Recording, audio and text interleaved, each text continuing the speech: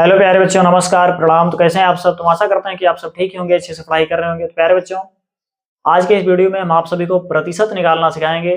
चलिए बिना देर किए हुए शुरू करते हैं। जैसे मान लीजिए पूर्णांक है 600 का और प्राप्तांक है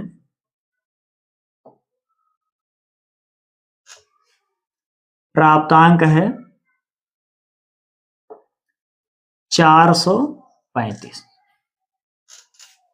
मान लीजिए कोई लड़का हाई स्कूल की परीक्षा में 600 नंबर में से 435 नंबर प्राप्त किया। ठीक है, तो उसका रिजल्ट कितना प्रतिशत रहा, इसे कैसे पता करेंगे, आइए जानते हैं।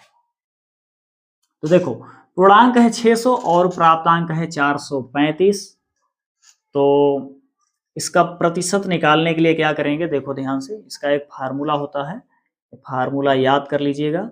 लिखो रिजल्ट का प्रतिशत, रिजल्ट का प्रतिशत निकालने का फार्मूला होता है। देखो, रिजल्ट का प्रतिशत बराबर प्राप्तांक बटे पूर्णांक गुणे 100। तो प्राप्तांक कितना है? 435, जो अंक प्राप्त किया गया। ठीक है, बटा में पूर्णांक कितना है?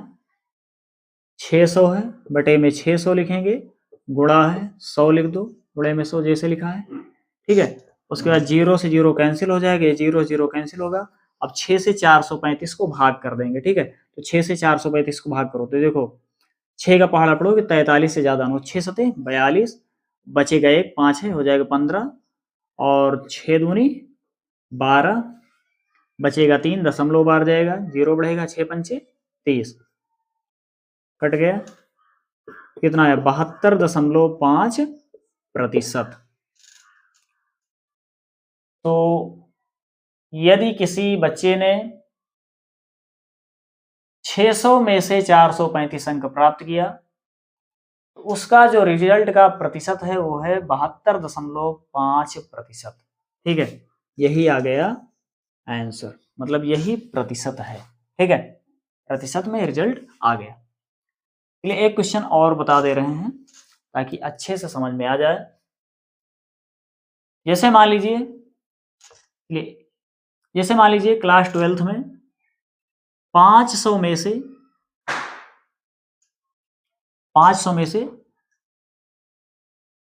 कोई बालक 400 नंबर प्राप्त किया। ठीक है, तो उसका रिजल्ट कितना प्रतिशत होगा?